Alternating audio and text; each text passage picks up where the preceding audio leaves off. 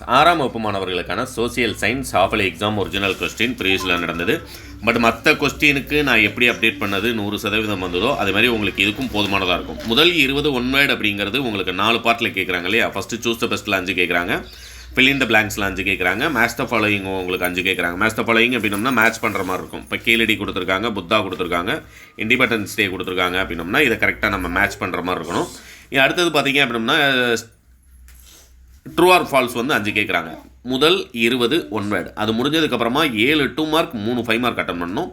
But உங்களுக்கு top 10 question கொடுக்குறதுக்கு பதிலாக இந்த செலக்டட் கொஸ்டின் அப்டேட் பண்ணியிருக்கேன். நேம் த 4 வேதாஸ் அது படிச்சுக்கோங்க. வாட் ஆர் த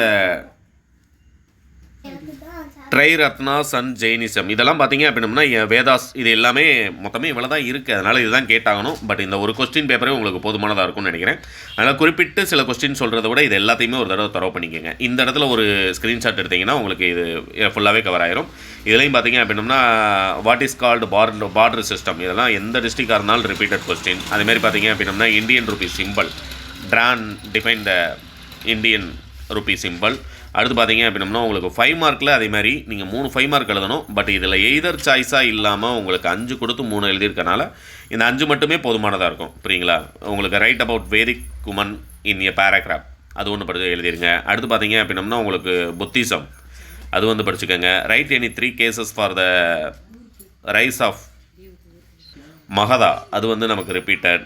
பட் இதுலேயும் நான் குறிப்பிட்டலாம் சொல்ல, இந்த 5ஐயுமே படிங்க. எழுத வேண்டிய 3 5 மார்க் உங்களால் எழுத முடியும்.